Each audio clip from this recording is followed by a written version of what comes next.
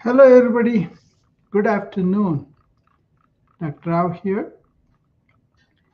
Yeah, we recently started a series on Think on This.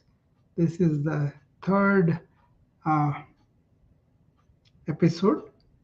So, I was talking about small things, small bite sized wisdom that we could all think.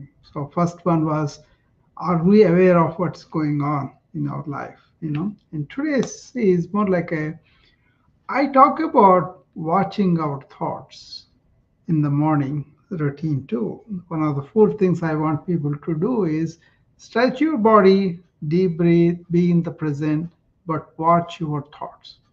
Now, who is the watcher of the thoughts? Most of the people think and then think like it is coming from somewhere, but not with their own memories or with their own impulses that are generated in life and all that. They get engulfed by the thinking. They don't create a gap between the thoughts and themselves.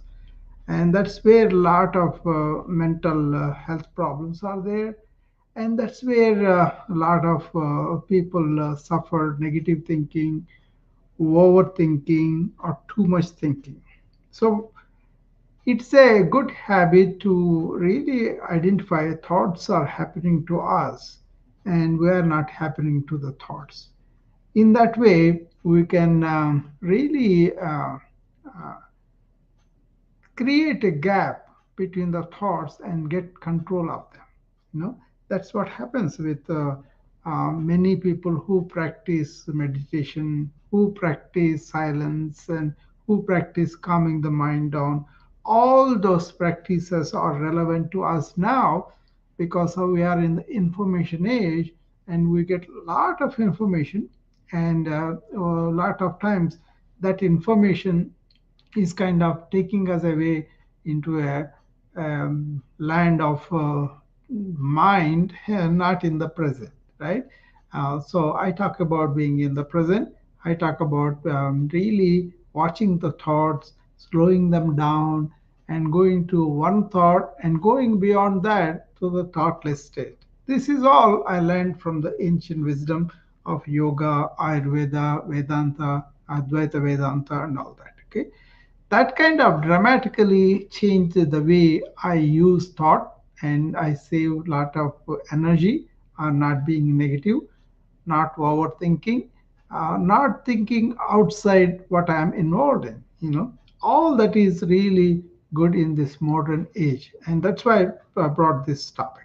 So majority of the people, we think we are this physical body or this mental body with all our thoughts, but ancients taught about real self is really that life force within you, or you can call it energy, you can call it being, you can call it conscious being, or self, or God, or love, whatever name you give it. We all know that we are aware of the thoughts. What does it mean? That we are not the thoughts, but thoughts are happening to us. Once you have that kind of perception and then were able to really focus thinking in a certain way, you do work better, you are less stressed, and you are really in a flow. Okay, so what I am bringing here is take time to, first of all, calm yourself in the morning and in the evening, and pay attention to what you are doing. And if the thoughts come, then watch them. If they are needed for the task, if they are really important, that's fine. But if they are coming extraneously, like you are working something very familiar to you, lots of people leave their thoughts on a vagabond and they go all over. And then they suffer the burnout and stress and they want to take medication or some other measures and they want to come and learn meditation and all that. But if you are really in your thoughtless state of self, and that is what the ancients strived at, and they talked about that as their self, and you can realize that because it is already there. So thoughts are happening and we are aware of the thoughts, that means that awareness is the watcher. That is the one which is witness. We hardly spend time in that. We always outside of it or never realize it in entire life too.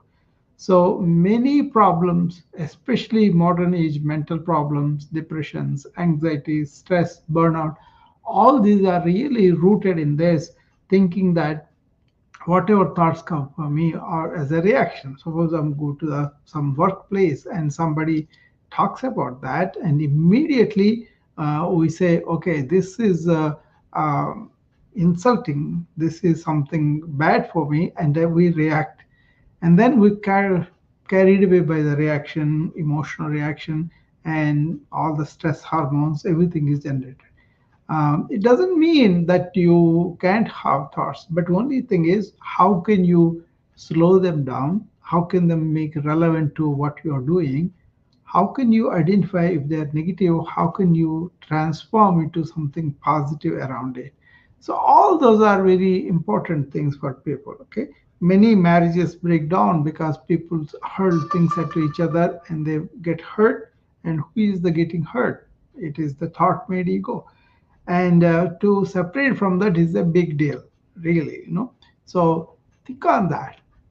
I am having the thoughts, I'm aware of them, so that awareness is the child of the consciousness as a whole, and that is the one which gives us life force, animates our body and mind. And once you are embedded in that or abide in that self, in that conscious being, then life will be beautiful because you can think in a particular way, you can let go certain thoughts, and you will be working in flow without really spending your time on multiple thoughts. Thereby you can save your focus, your energy, and you feel delighted because you are working in a focused manner, and you're realizing quality work is done, and then you get really rewarded for that quality work. So many things are involved. So first of all, am I thinking whatever that comes to my mind, or am I being in the present moment? If not, why am I having so many thoughts? Are they relevant to my life? That's the first question. Then, if you think I'm thinking too much, I'm thinking negative, I'm thinking unnecessarily, then you can start by just taking deep breaths and thereby slowing the thoughts and calming the mind in the morning and in the evening, especially when you are transitioning from the sleep to the wakefulness or from the wakefulness to sleep. At that time, if you attempt to take deep breaths and focus on the breath and be in the present, and all the thoughts slowly over the time will calm down. And then you can continue to do that for some time, and then you will reach a state of thoughtless. That is really blissful feeling. Okay, but nothing happens overnight. You have to understand how you have come to this after so many years, and how you have to really understand it, and then really do some physical breathing or work, or when you do some crafts or any music, anything that you do, that your focus is completely on that. See, that is getting worse and worse nowadays because people are forced to do multitasking, and while they're doing multitasking, they are really not able to focus on one thing at a time. Okay, so that's why so much of stress and burnout is happening in general in the population, but more so in the physicians. That's what I focus on all the time. How can I help physicians from getting out of the burnout? For example, I'm a physician. I go to the hospital. I have a lot of data, lot of thoughts go through because of the nature of the patient problem, number of charts I have to review, number of people I have to talk to about him, and all that. See, it involves a lot of thinking. But when I'm doing it intentionally for the sake of the patient's welfare, I have a purpose, right?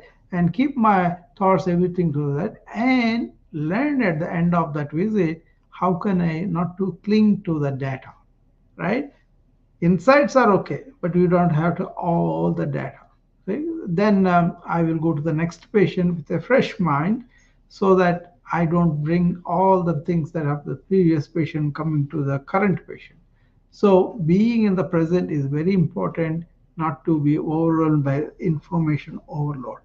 That is the reality now. Information overload, too many stimuli, multitasking, lack of sleep, and lack of attention. These are all breeding up. That's the essential thing is what ancient said about thought is your function of mind.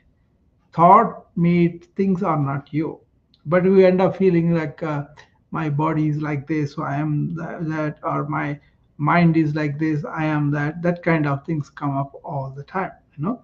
So this is a current problem is going to get worse as more and more things are going to be uh, expanded in terms of data, and we will be thinning out our attention span and not able to rest properly or enjoy life properly. Those things are going to be apparent much more. So I am talking about proactive wellness. I'm talking about taking charge of some of the things that are going in our life, and how we can really deal with this new era of information age. I am an informatician. One of the problems I encountered very beginning was information overload. My thesis was on overload, and then I have been observing that in so many doctors that consult me for their stress and burnout, and other people also just to relationships or just to focus on things and improve their mental faculties and all that they consult me. IT people, corporation leaders, and all. Everywhere, I see this as a very important aspect. That's not only the one, but physical fitness, mental acumen, and emotional intelligence. All these are issues too. But we will come to that slowly. But today, we want to really understand what is this watcher? Who is this watcher that is really we are missing? And it goes on, and we don't stay in that observer and watcher and watch the thoughts a little bit apart. We kind of get involved as though this is us, and that is causing a lot of stress on a lot of people. Okay, so think on that, question yourself, is there a watcher, is there a observer, is there a witness that is witnessing my thoughts? If that's so, why am I not there? Why am I always carried away by my thoughts? Not everybody, but some people. Some people are involved in work, doing stuff, and they may not think too much. But then, when somebody says, or somebody indicates by body language or a word or some type of communication, people take it to heart that thought, and then the thought goes on getting hurt, and then you kind of secrete all these stress hormones. And at the end of the day, what you were in the morning fresh is not there because you have accumulated a lot of these negative thoughts or thoughts that are too many or unnecessary, right? If you don't really identify and dump them at least every day before you go to bed, you kind of build up several pathways for these negative thoughts. And the moment somebody says, the whole thing acts, and then people feel very hurt, very depressed, and all that. Okay, we see that people who are really like that, they are like a feeling bad and feeling really acting upon their own health, and they think I can't help it. But really, if you look at it, this all a thought is something that's was not that happened. So I could really watch it and let it go. Okay, so that kind of thing is there. So please understand this. The spirit of this series is about giving a particular, message like from the wisdom of yesteryears, and why they were not neurotic, because they were not clinging to the thoughts. They are not clinging to the images made by the thought. So the whole yoga movement was you can be ethical, moral, you can take care of your body, you can take care of your breathing for the energy, and you can withdraw your senses from the periphery, and then you can concentrate and you can meditate on one thought and go beyond one thought when you realize this witness consciousness, this observer, this thought, you know, thinker, right? All that that is watching your thoughts. You know, once you are landed in that, and if you can even be in that, at least few minutes in the morning, few minutes in the evening, that's going to be enormously helpful for you. Okay, so that's what I was referring to. So anybody has any thoughts on this, or anybody wants to understand more? I have some questions, or anybody has any contribution you want to make for this, please come up and I will be happy to talk to you on the Noom Vibe. So many people are here. Okay, 20 people are there. Martin, you are there too. Cecilia, so anybody, yeah, K is coming up. Okay, let's see. Hi, K.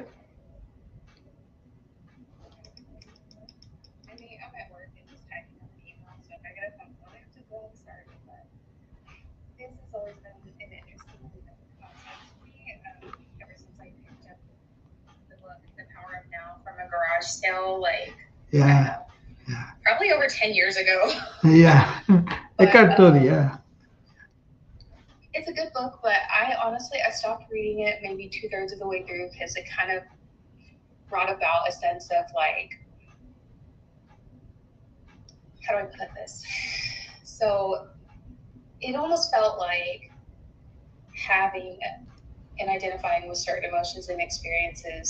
Yeah. Mm. Mhm.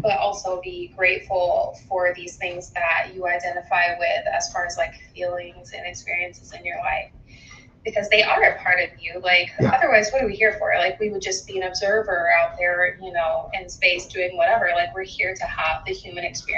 Yeah.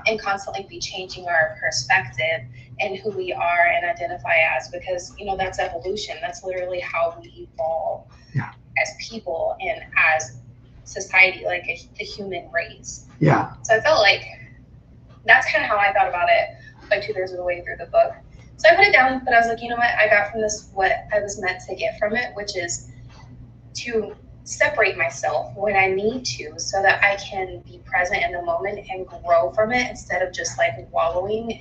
Mm.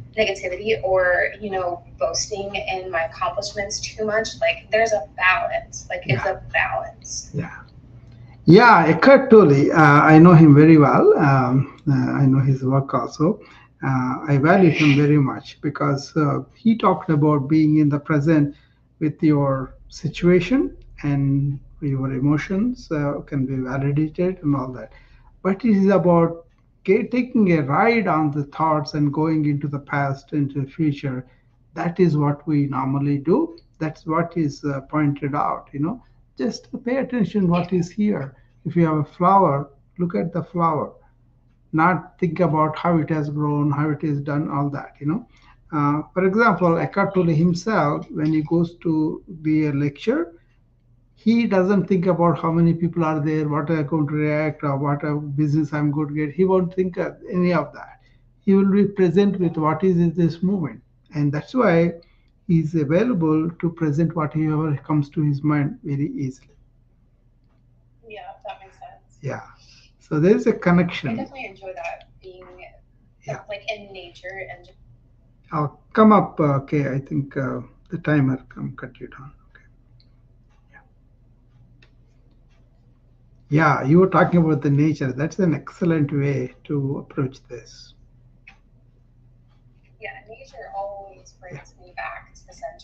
Yeah. Yeah. Ah, feeling it Yeah, makes me grateful to be alive. Like, yeah, because if I wasn't feeling that, I'd be feeling nothing. exactly. So like it's just being grateful for like Yeah, everything that you can and seeing like how it can change your mind for the better is yeah, kind of the point, I think. yeah. That's the Um, very important thing you pointed out, because if you are in touch with the nature every day, half your problems with the thinking are gone, because you are appreciating, like I do. If I'm driving with my family or whatever, if I go to Chicago, anywhere, I always have this awareness of nature around me, the trees, the flowers, the whatever the nature is throwing at me. I'm in touch with that. You see, that kind of really being in the present with the nature, immensely helpful for us. Because when we want to think about something, that's fine. But when we are not, I remember Eckhart Tolle is recommending, put a flower in front of your computer and look at it once in a while. you know that representing the nature. Yeah, you are absolutely right. Being in touch with the nature solves a lot of problems. And also, don't compare it, don't measure it, just to be with whatever it presents with you. Yeah, definitely important to be in touch with the nature. Right, Kay? I am not able to hear your audio. sorry. Yeah, Can you hear me now? I can hear you. I think it's because I was in a different app in my phone for a second, but I was listening and I was just saying that's why I like my desk to always be in front of a window because I like to at least see the trees and stuff Yeah, outside. yeah, yeah. That's what I did with my clinic. Every exam room has a window. I built my own clinic, right? So eight exam rooms Mm-hmm. are there. Every room has a window. Even though we live in Iowa, they have these shutters within the window. Pella, they made those special windows. So we can roll it down, just turn it, and then they open up, and then turn it, they close. When the patient needs privacy, we used to close it. Otherwise, we let them see the nature outside. We were in the middle of the fields too, my clinic, so they could see the nature very well. you know, Yeah, yeah, it is very important. yeah. I have to let my kids go outside every day, at least for a little bit, even though they have recess at school. I think it's important. Yeah, that is very, very important. Come back here. That's an important point she is pointing out. Like our kids, how they are taken away from the nature by our own culture, the video games, or yeah. Go ahead. Your children, you're talking about them. That's important.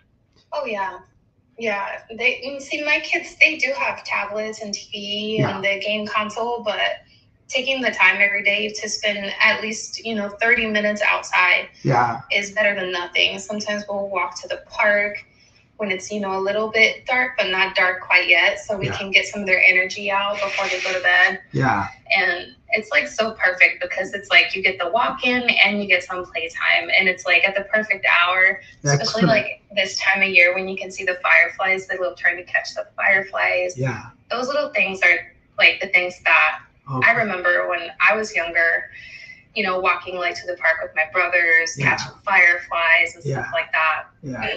And it sticks with you forever. Yeah. It's the little moments like that stick with you forever. Yeah, not only that, but this is needed for the mental health of the children, because the people who are Mm-hmm. not going out at all, not playing, and what we experienced before, they are not able to experience. So they are losing that perceptive ability. You know, they are Yeah. not evoking their wonderment and really dealing with the nature as it is. I am associated with some Yep. schools where they say we will teach them academics and all that, but let them first go and discover the forest or small area of woods and all that, to go and discover earthworms or cockroaches and all those things, so they can look at it and then react to that. So they made Yeah. them go and spend time in the woods, you know? Yeah. My oldest daughter, she loves Yeah, going to creeks. We have a creek nearby that has like a trail, and we yeah, moved over here because it's nicer. When she's with her friends, I I track where she is on the phone just to make sure she's safe and, Yeah. not going anywhere that she's not supposed to go. Yeah. But they like to go to that creek a lot, and that makes me so happy because, like, I was a computer kid too. I grew up on a computer at the same time, but I also got the experience of just being outside and Yeah. Being in the creek and the woods and stuff like that. So it makes me so happy that she gets that because that's like her favorite thing to do. Wonderful. She's Yeah. on her phone too a lot, but like at the same time I set a time limit for her so that it's not too much. Yeah. But her favorite thing to do, if you ask her, is going to the creek with her friends because they hang out and they have fun in nature. They don't have a care in the world, which is like the biggest thing that I want for her right now while she's able to have that before she gets all the responsibilities and things besides school. Yeah, that's the innocence of the childhood you are trying to protect. That's wonderful. Yeah. Because this digital Like if age. you see my profile picture, that's me and her at a creek. Okay. Which side are She's you? making a funny face.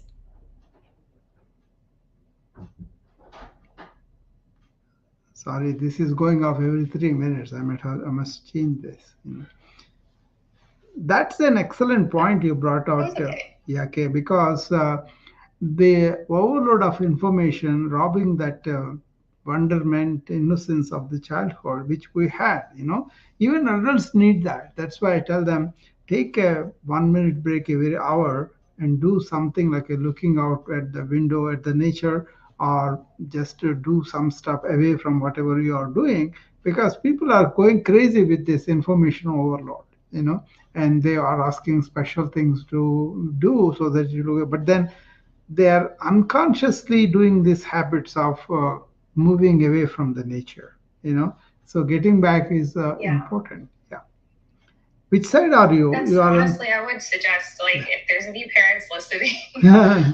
and you don't have it already on your kid's phone, put a time limit. She hated it at first, but you have to. As soon as I put that time limit on there, she realized just how much time she was spending on her phone. Because I did too. I didn't even realize like I could do that. And then I checked in the family center and saw how much time she was actually spending on her phone. And I was like, oh my gosh, that is so much. And so I put it down. And it's different for each day. Like on the weekends, she has a little more. But then it also has a timer that she can't get on it past a certain time at night. Like she has to go to bed. Yeah. If you haven't done that, do that, because although like the first week or two will be rough, it's a game changer for your kids' sleep. Yeah. And for them just spending more time outside or with creative hobbies. Because when she's not with her friends, she doesn't want to go out a whole lot if it's not like in the backyard. But she'll spend time drawing or decoding this little code thingy that she likes. Like she'll do creative things instead. Wonderful. And it's so important for them to just not be constantly bombarded by information on the internet. Because like although we can watch what they're doing in the moment, we can't always be present with them to tell them like, oh, don't read that, or oh, look, we're not there to cover their eyes all the time anymore. So it's important to like give them other things to think about in a certain time limit. You are being very responsible about this. I congratulate you on that, because many parents are leaving these kids alone and then let them use phone as they want, and the world dishes out a lot of things that are really problematic. So I really appreciate you doing that. Yeah, I really appreciate you doing that and realizing the danger even before it becomes a danger. So allow them to the creek, allow them to really draw. All those things stabilize their inner nervous system, and they will be more stable when the real things come up. So it's an important thing that you are doing. Yeah, I appreciate that, because the information overload happens because we allow that to happen to us. You know, we are only on the phones all the time, and we kind of devices. So I tell people, don't open the devices half an hour after you get up. Only then open up. Otherwise, oh, don't open up. And also, put them to sleep half an hour before you go to sleep. This digital toxicity I talk about is about not really understanding what this information overload to do to our brain, especially children, and how it is going to decrease our attention the increase in attention deficit is not just like that. It is happening because we are allowing kids to pay so much information into that phones, and they can't live without that phones, and they are losing the ability to converse with each other. See, that is another problem too. So what Kay is doing, I really appreciate it because she has realized the dangers of losing that wonderment, losing our curiosity, or following the cues of the body language of the other person, how to spend time with friends and make that bonding, even with the parents and all that. So they're just with the phone all the time, and that is causing problems for them. Okay, but what we're talking about is when your mind is overloaded like that, observe the thoughts and don't indulge or don't suppress them. Observe and try to cling to the thoughts is a habit for us without unnecessarily. Don't do that. See, there is actually neuroplasticity as shown it now. You allow these unconscious thoughts come in and they take a pathway in your mind. The actual physical pathways are forming a neurological path road, like a roads, the highways. And these highways really crystallized by unconsciously thinking the same thought again and again, even though it doesn't have a purpose. That's how they form these impressions that are really cognitive highways, and they react next time very quickly, and that's why people are really having problem of overthinking and not able to get rid of that. It used to be in the older people that allowed these unconscious thoughts go on, and when they are 60, 70, 80, then they are not able to stop these pathways, right? So that's kind of okay. That, sorry, some phone call came up. So that's something that you don't want to get involved in. So always be alert, be in the present means that you don't want to be in your mind. You don't want to be in the past.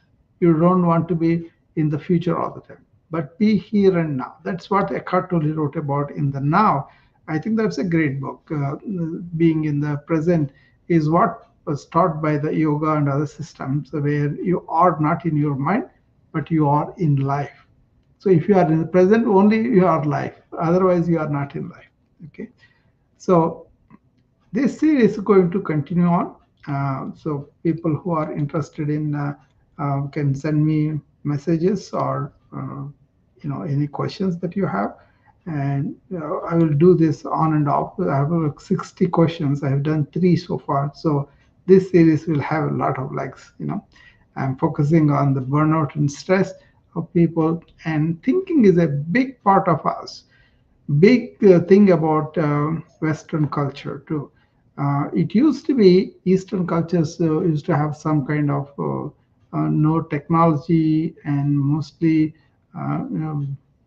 areas that are not really like everything is a village. Everything is, that was not the case. The people lived in close to nature, and they didn't have that much problem. But now internet and all this information going around all the places, cultures are eliminated. The cultures that were meditative, that were calm and quiet, are losing that too with all this beaming multiple streams of information around the world through the devices. It can be used for communication, for research, for real information people can use in their lives. But there's so much of political, so much of gossip, so many other things that are not needed are thrown at people. Sometimes it interferes with their focus on their jobs too. So digital toxicity for me is real in the sense that I see the suffering from that. Okay, sooner or later, especially kids, I'm very concerned about it because many parents are not really paying attention like Kay was doing, and that is what we want to see.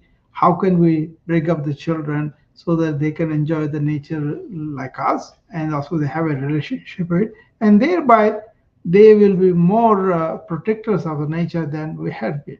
we made a mess of the planet, and the planet is going down because of this excessive consumerism and consumption of the resources and polluting the resources, right? But if you are internally happy, you may not be this rampant consumer.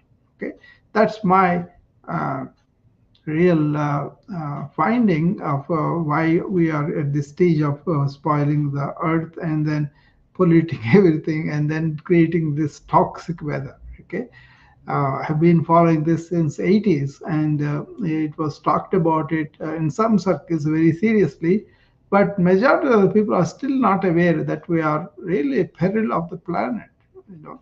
So one of the things is this constant occupation with thinking and doing stuff rather than being and enjoying our real self. That is very blissful. Once you are inside, you don't have the movement of thought. You have a quiet mind. That itself is the peace.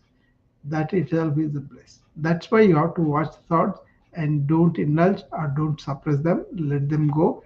And as you do this, you will find day by day minimum thoughts are coming, and you are not clinging onto the thoughts after they have come and did their purpose. Okay, so that is itself becomes a meditative state, and your meditation comes to you. You don't have to sit down and do meditation. You have to protect your mind while you are working, while you're exposed to the information out.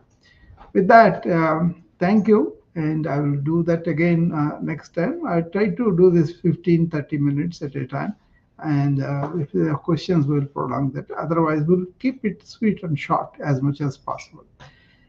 Thank you, Kay. Thank you, everybody, coming here, and I will see you again next time. Bye.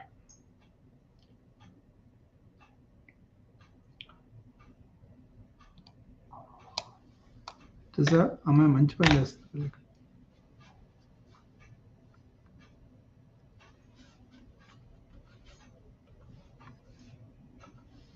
He like this,